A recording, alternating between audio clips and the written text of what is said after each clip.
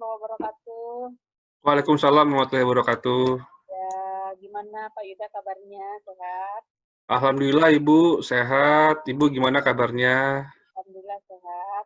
Ya, kita ketemu lagi Pak setelah dulu pernah Betul. kita berkomunikasi gitu ya. Siap. Saya sekarang barangkali akan lebih menanyakan beberapa hal yang terkait dengan kegiatan usaha Bapak. Baik Ibu. Ya, apa saja yang dilakukan saat ini dalam kegiatan usaha Bapak? Baik, seperti yang pernah saya sampaikan sebelumnya Ibu, kami ini bergerak di bidang fashion batik. Nama kami adalah CV Harumi Batik. Posisi kami ada di Yogyakarta, Bu. Jadi kami menjual berbagai macam jenis baju ataupun kain batik, baik yang harganya terjangkau sampai untuk para pencinta pencinta kain batik. Biasanya yang harganya tinggi itu biasanya dibeli oleh teman-teman para kolektor batik. Nah, keunggulan dari batik kami dibandingkan batik yang lain adalah kami unggul dari segi desain karena kami mempunyai desainer yang memang belajar desain, sekolah desain. Kalau yang tempat batik mungkin hanya otodidak. Kalau kami memang berdasarkan ilmu yang ada di dunia fashion. Lalu kami juga mempunyai jaminan warna karena kami juga memiliki supplier yang uh, sudah bertahun-tahun dengan kami, sehingga pewarnaan kami pun dapat kami maksimalkan. Kami punya juga teknik baru yaitu malam dingin. Teknik ini memang jadi favorit untuk toko kami sebagai salah satu produk unggulan yang dapat kami tawarkan kepada para pembeli, Ibu. Oke. Nampaknya kalau dari penjelasan Bapak ini sudah luar biasa ya. Terima kasih, Beberapa Ibu. keunggulan sudah Bapak coba lakukan untuk membuat produknya benar-benar berkualitas. Nah, tapi sampai sejauh ini apa yang Bapak ingin capai lebih dari usaha yang dilakukan? Sehingga itu misalnya menjadi tantangan atau misalnya ada hal lain yang menjadi Baik, iya. Ya, memang kalau dari segi pemasaran, alhamdulillah, kalau saya boleh bilang, perusahaan kami ini, CV Harumi Batik ini, sudah bisa mempunyai 5 karyawan, Ibu. Dan sudah alhamdulillah sudah boleh dibilang kami cukuplah untuk hidup kami maupun hidup karyawan kami. Tapi kami punya mimpi itu adalah masuk ke pasar global, pasar dunia. Jadi kami melalui berbagai macam pelatihan dan seminar yang kami ikuti, memang sepertinya kami harus melangkah ke luar, Ibu. Nah, itulah mimpi kami, harus Harumi Batik dapat bisa berjaya di pasar global, pasar ekspor, Bu. apakah Bapak membaca bagaimana karakter konsumen Indonesia dengan konsumen luar gitu? Apa bedanya? Sehingga mungkin dengan itu Bapak juga punya cara untuk bisa menggait mereka lebih. Iya, kalau dari segi berbeda mungkin dari segi postur tubuh Indonesia sama luar pasti berbeda, Bu.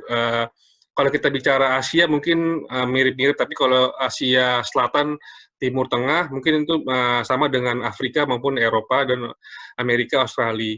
Dari situ mungkin jadi tantangan sendiri bagi kami. Kami juga harus mencoba untuk meriset kira-kira pasar kami di mana sih, itu yang kira-kira yang kami harus lakukan terlebih dahulu, Bu, untuk masuk ke pasar ekspor.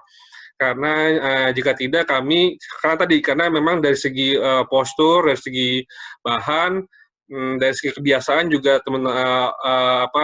masyarakat luar memang tidak sama dengan masyarakat Indonesia, Bu. Itu yang jadi target utama kami sekarang, Bu. Sebelum masuk ke pasar ekspor, kami harus punya dulu riset terkait dengan pasar nanti tujuannya kemana, Bu. Oke. Apakah Bapak selama ini sudah coba cari tahu siapa sih sebetulnya saingan Indonesia atau saingan kita? dalam arti bagaimana kualitas mereka, desain mereka, begitu. Ya. Kalau yang saya tahu di pasar itu memang Malaysia jadi karena kita serumpun ya Bu ya, kami mungkin juga mereka punya batik. Sekarang juga Vietnam juga udah mulai memproduksi batik Ibu. China pun beberapa kali datang ke tempat ke Yogyakarta khususnya dia melihat bagaimana sih proses batik membatik gitu. Jadi memang sepertinya negara-negara yang menjadi saingan yang terdekat adalah memang dari segi kalau dari segi kekuatan modal pasti China karena dia pasti menyasarnya ke perusahaan pembeli-pembeli yang kelasnya di menengah ke bawah karena dia hanya bisa untuk memprinting Bu menggunakan mesin. Nah, kalau kita punya kelebihan sama Malaysia karena memang kita handmade lebih kuat di handmade-nya. Biasanya orang-orang luar itu lebih menghargai proses yang bersifat handmade dan itu yang kami coba pasarkan nantinya ya Bu. Kalau melihat kondisi seperti itu, Bapak kira-kira sekarang ini berniat mencari solusi seperti apa atau bermitra dengan siapa begitu? Ya, mungkin kami juga bermitra dengan universitas pastinya, karena juga pasti kan sebagai akademisi juga pasti mereka juga punya data-data terkait dengan ekspor batik itu kemana sih yang bagus. Kami juga lagi-lagi mengikuti beberapa kali seminar atau pelatihan terkait dengan ekspor. Juga beberapa kali dinas juga mengajak kami ikut pameran di luar negeri, itu juga bagus buat kami karena kami pengen tahu pasar di luar bagaimana sih gitu. Itu sih paling yang saya dapat informasi. Paling penting juga kami dapat informasi terkait dengan pelaku-pelaku usaha pembatik yang sudah ekspor. Itu pengalaman-pengalaman itu yang saya jadikan sebagai pembelajaran bagi usaha kami ke depannya, Ibu. Oke. Iya. Baik, kalau saya melihat berbagai upaya yang sudah dilakukan, kemudian bagaimana upaya membuat produknya cukup berkualitas, ya. Kemudian saya membaca ada beberapa kegiatan inovasi, misalnya teknik-teknik baru Bapak coba, gitu ya. Betul, Ya, Ibu. tampaknya usaha ini akan menjadi sebuah usaha yang Amin. efektif, ya. Siap, Semoga Bu. beberapa kendala yang Bapak nanti hadapi akan ketemu pemecahannya, begitu ya. Kemudian dengan waktu yang tidak lama. Baik, Ibu. Terima kasih, Bu.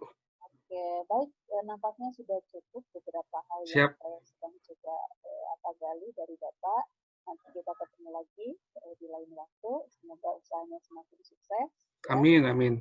ya, terima kasih banyak. Terima kasih banyak, Ibu. Sampai ketemu. Ya, Assalamualaikum. selamat warahmatullahi wabarakatuh.